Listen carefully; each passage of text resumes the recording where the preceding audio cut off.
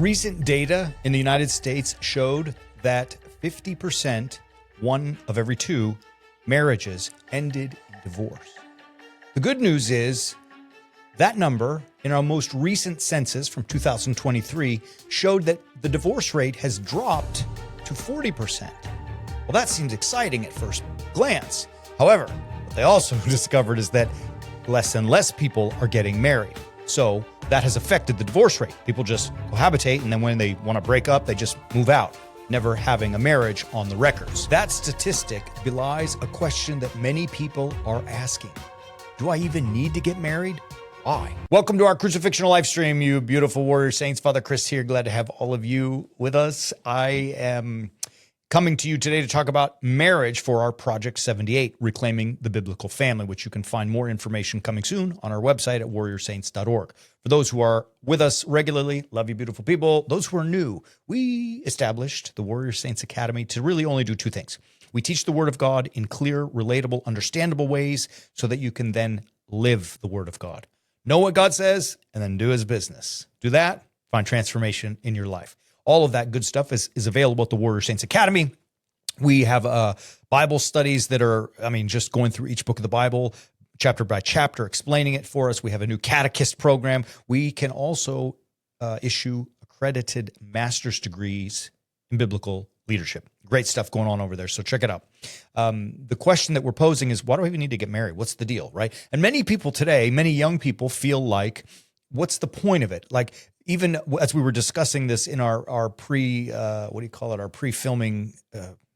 staff meeting, whatever we call it, a Christian on our team said, is it just part of a societal checklist, right? Like, that was a very interesting statement, by the way, when he said that. I thought that was like, well, why do we need to get married? What's the whole deal about it? Because as I started the episode with, half of them don't work out. And now the numbers, even though they may seem like they're trending down, people aren't even getting married, right? And we were talking the other day about there's an actor who I don't know, so I'm going to sound like I'm insulting. Forgive me. His name is Pete Davidson. And everyone was praising him because he's now a new father and so on. He never married the girl, right? So the kid is going to grow up with, not in a married, with parents who are married. And is that even a bad thing? And I do think it's a terrible thing. Now, I know that not everyone is called to be married. There are some people who are called to live a celibate life. I understand that. But for the majority of us, the vast majority of us, we are all seeking to be married, to find that other person who complements the whole of our lives. Now, biologically, DNA, neuroscience, we want a spouse because we want to procreate and continue the species, right? But the desire for warrior saints to be married is much deeper than just that biology that's pulling us. That's certainly a part of it. But to be married really finds its foundation in the gospel of Jesus Christ itself. Now, let me tell you what I mean by that. Often we see in the secular storyline that's being peddled out there is that, husbands and wives, just get married and they share bills and they have a house together and maybe they have 2.5 kids and, the picket fence and all that kind of stuff. And that it's just someone, one of them can, drive to soccer practice this day and the other one the next day and on it goes. And it's even gotten more skewed with the idea that, sorry, but you can have two dads or two moms, right? And that men and women are somehow interchangeable. This is, nothing could be farther from the truth. I believe that men and women are two, this is how I always say it, they are two complementary halves of a more perfect whole. And what makes that whole more perfect is not just the two genders coming together in intimacy or, raising children or families or whatever it may be, though that's certainly part of it. What makes them two halves of a more complementary, more perfect whole is that they have the opportunity within marriage to live a crucifixional life. Now, let me tell you what I mean. Our mantra at the Warrior Saints Academy is that we need to be crucifixional, right? That is to imitate our Lord's crucifixion. It is the sacrifice of myself for the sake of other. And the proof in that pudding starts with Adam in the garden, where he chose to do his will and it cost him death, whereas Christ in his garden chose to do God's will and it led through death into an empty tomb. So the biblical storyline is telling us very clearly that self-focus and self-fulfillment and self-propagation, troublesome. Selflessness and sacrifice of self is transformative, right? Not always easy, but it's transformative nonetheless. Living that life, a crucifixional life, is a challenge in today's day and age. Marriage is the home base of a crucifixional life. Now, the joke may be, well, that woman's so tough, or my husband's such a jerk. Okay, fine. That's not what I'm talking about. Let's read Ephesians, the Apostle Paul. This is a great epistle. I mean, it's great. But in chapter 5, verses 22 and following, St. Paul is talking about Christ and the church. But he makes it clear his point through the metaphor of marriage. And he says, husbands and wives, submit to one another as to the Lord. This is chapter 5, verse 22 and following. And he says, then wives, submit to your husbands, for the husband is the head of the wife. He goes further, husbands, love your wives as Christ loved the church and gave himself for it, right? So he's telling us here, and he goes on to say, I'm speaking about Christ in the church, not talking about men and women, but I use that image. He goes on, right? But the point is pretty clear right there in Ephesians chapter 5. Husbands, and I say also wives, love your other as Christ loved the church. He gave himself for it. Marriage is about crucifixional living par excellence, because each morning you wake up next to another person. Each night, at the end of the day, you fall asleep next to another person. And throughout the day, and we work and we go different places, I got it, but throughout the day, we are focused on how can I sacrifice for the sake of another. So for me, the essence of finding my own way into an empty tomb when I die, God willing, many years from now, is to follow Christ's way, not Adam's way. Adam's way, that's natural for me and easy. I always want to do what I want to do to please myself. But I also know that that leads to nothing but destruction and chaos. I do also know that following Christ's way, crucifixional living, sacrificing my will to do God's will, which is to love others, that always leads to a good outcome, right? It's not always easy. In fact, sometimes it's very hard, but I know unequivocally that that's what works. And so in my life, I strive to live crucifixionally. I find the first battlefield is in marriage. Now, that's not because I'm saying my wife and I fight, but it's because I'm a selfish person. I'm Adamic, right? I want to be like Adam. And yet here I am living with this other person who I am supposed to sacrifice everything for. And so I'm given that opportunity from dusk till dawn. You got it. I'm given that opportunity to sacrifice for another person, right? This, for me, is the answer to that question. The world is telling us, be self-focused. That's led to chaos. So what's the alternative? To be selfless. That's what the gospel is calling us to. And so in marriage, why would we want to get married? Because it's the home base for the crucifixional life. If I want to overcome the chaos of the world, marriage is right there for us because it gives us an opportunity to sacrifice myself constantly for another person and thereby fulfilling God's commandments. And that, my beautiful people, is what leads us to the kingdom, right? When I was in seminary, there was a great book, and I've forgotten the author, forgive me. We read it in ethics, Christian ethics, but it was titled Marriage, the Path to Salvation, right? And so, there's a lot of jokes that go with that. Oh, the woman's crazy and, I'm just hanging on for dear life and, I don't even listen to her anymore. I just, drown her out and all that kind of stuff. And then, the girls on the flip side, he never listens. He's always, watching TV or playing golf, on and on and go. Okay, so, marriage is a sacrifice. All right, fine. But beyond that, it's not about misery in marriage. In fact, marriage is more beautiful when done right, when done crucifixionally, than any other relationship. It can be the creme de la creme of your relationships. So I don't want you to get involved or lost in this, this silly idea that the world is peddling that it's not necessary. It is so extremely necessary. It gives us, it's the home base. It's the battlefield for living crucifixionally, right? Remember, we all tend to want to take care of ourselves first. In marriage, we have to learn how to take care of other first. Now, here's the beautiful part. Excuse me. And I found this to be true in my own marriage, so I can speak for myself and give you 1,000 examples. I try to do everything I can to sacrifice for my wife. But here's the awesome part about it. She's doing the same thing for me. It's not that she is only reaping the rewards of being married to me, nor vice versa. It's that we are both reaping the rewards of being married to one another because we are constantly sacrificing ourselves for the other person. And in some sense, despite all of my many wretched sins, in so doing, I am living a crucifixional life. Does that make sense? Marriage, why do it? Well, because all of us want to overcome the chaos of the world that's out there, right? Well, do it in marriage, baby. It works, right? So for me, this is why we want to get married. Well, that's one reason. Another reason, really, companionship. My children are now no longer children. Both of them are out of the home and are in college and on their way to jobs and life. And my bride and I are alone. They don't go to the same school and neither of them are in state. So we're back, empty nesters, they say.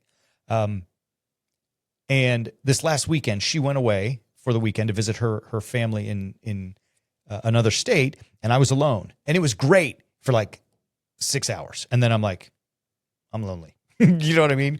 And I'm fine by myself. I'm an adult, but I missed her because we've developed companionship. Even sometimes when we sit together and say no words, we're together. And that having other is the beginning for us to understand what the idea of community is about. This is us. I hate the word community because the stupid world out there has ruined it. You got to have a community. But the word community it's been usurped. That's why I hate it, because it doesn't care. Its meaning has been cheapened. But the word community has as its source communion. Now that means Holy Communion for those of us who are Orthodox Christians, but it also means the koinonia of being together. That's what it means. And in community is all about sacrificing for the other person, right? Like I've been saying all along. How do you really fully begin to understand what community is? You learn it in the home with your parents, and you develop it further with your spouse. You have now created the first line of community, which you will hopefully one day share to the smaller people when you have children. And when they are gone out of the house, like mine are, you will have an opportunity one day to share with the next generation of little people, but you also have an opportunity to reform or reignite community within your own home, right? And so my bride and I have found that we absolutely love our children. We are smitten by them. We want the best for them. And when they're home, we feel great. But we also sometimes when they come home, we're like, yeah, I got to get out. Like we got into our own rhythm. We sit at the table every night. Every night we have dinner together. We light candles. We put on a little jazz in the background, have a glass of wine, and we just talk, right? And we're learning about each other again. And it's not that we lost people, but raising children, as you know, is time consuming, if nothing else. So, we got so focused in it, raising those beautiful girls, that we're now getting to kind of like meet one another again and meet them with the changes that have happened in the 20 plus years of raising these children, right? Like, in other words, I'm different than I was when we first had the first kid, and so is she. Excuse me. So it's nice to like meet an old/new person, right? An old person that's become a new person. I mean, it's a great thing. Anyway, so community is definitely part of it. Understanding relationship, how to deal with other. This is one of the other keys in marriage. Not doing it alone. And I don't want to sound morbid, but boy, I have seen in my ministry as people age that one spouse often takes such good care of the other, right? And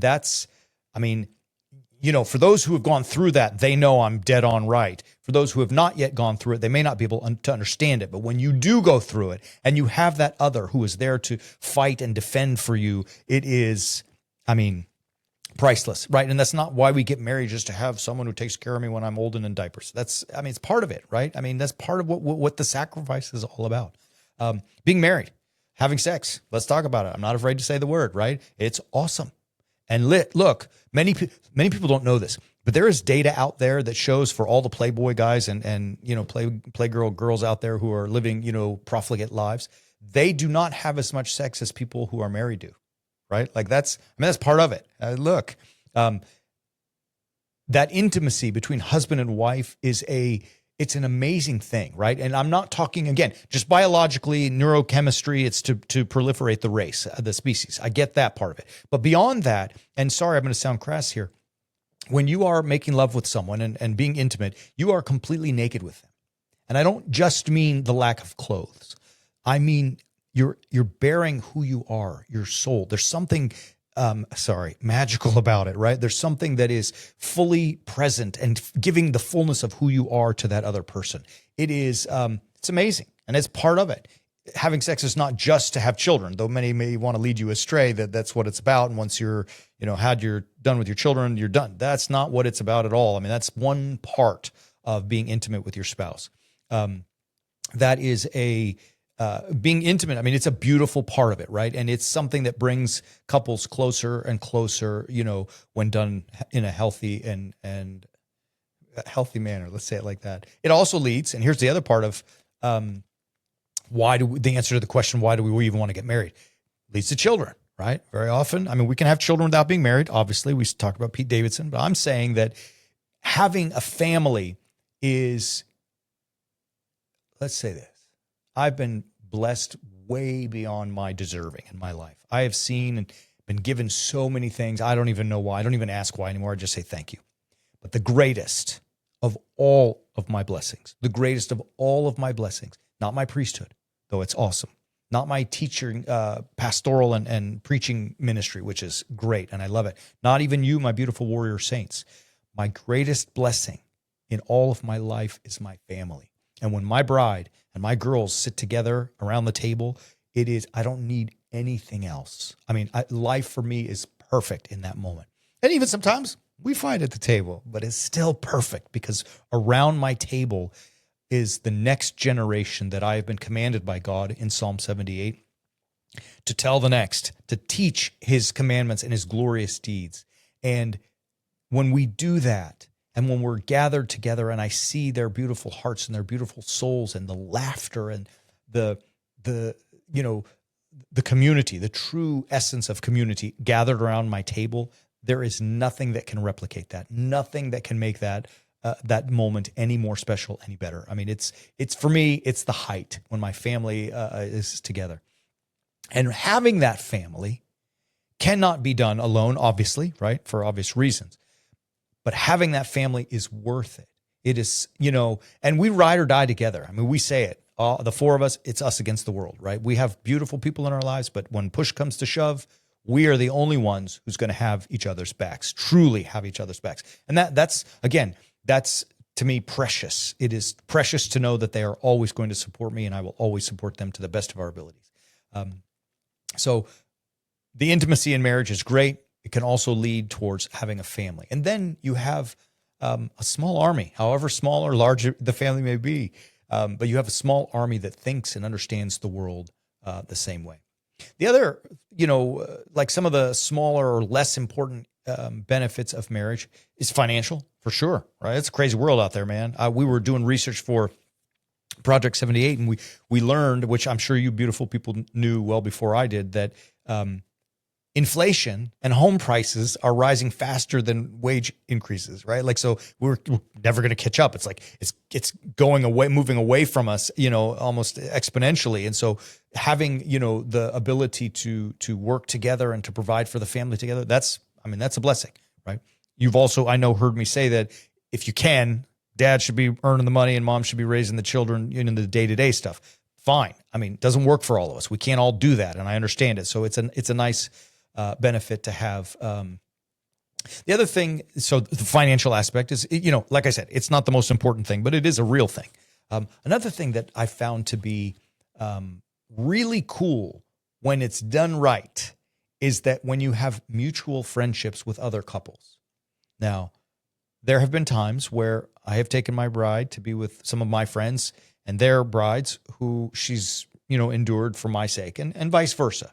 But there are some times when we find other people who are like-minded to us, we think, and enjoy the same things, are men and women of faith and focus on the same things, raising our kids together, or at least trying to, have their friendships developed as well. That's a pretty cool thing, right? It doesn't mean that you can't just be single and have a girlfriend and go out with other single couples. You can. It's great, but it's a different phase in life, and it's pretty cool. I've rambled a lot. I could go on, and we will go on further and a lot more in our full teaching of Project 78. But let me end with this. And I might get, apples thrown at me and tomatoes thrown at me for saying it, but somewhere deep inside, I don't even believe, baby, I know that almost all of us have that burning desire to be married, to be in a beautiful relationship with a person of the opposite sex. I started the whole episode. I know that there are some people who are called to the celibate life, but for the vast majority of the rest of us, we have that deep burning desire to find that other person. I think that the culture and the society has made us realize that it's okay, but you don't need it. I think that's false. That's a total lie that the deceiver has given to all of us, because when we are family, we become, and I should have started the whole episode with this, the thesis of Project 78 is that the family is the vehicle that carries God's story across the ages. We're rooted, we're raised, and we're repeating. We are telling the next, as Psalm 78 tells us. And that family, that's the highest model of a Trinitarian existence that we can have in our lives, is to be family. As God begins with authority, as God the Father begins with authority, Jesus Christ shows us the way of the cross and sacrifices unto life, and the Holy Spirit transmits to subsequent generations that beautiful message. So too, the family is modeled on that. And that family begins when a husband and a wife, or a man and a woman, get married and live that life together. If they are crucifixional and they pass to the next generation, they're doing exactly what the Trinity has told us to do. Great stuff, beautiful people. We'll be back with Orthros and Liturgy on Sundays as usual. We'll be back again next week with some more teachings. And as always, keep walking on the way of the warrior saint.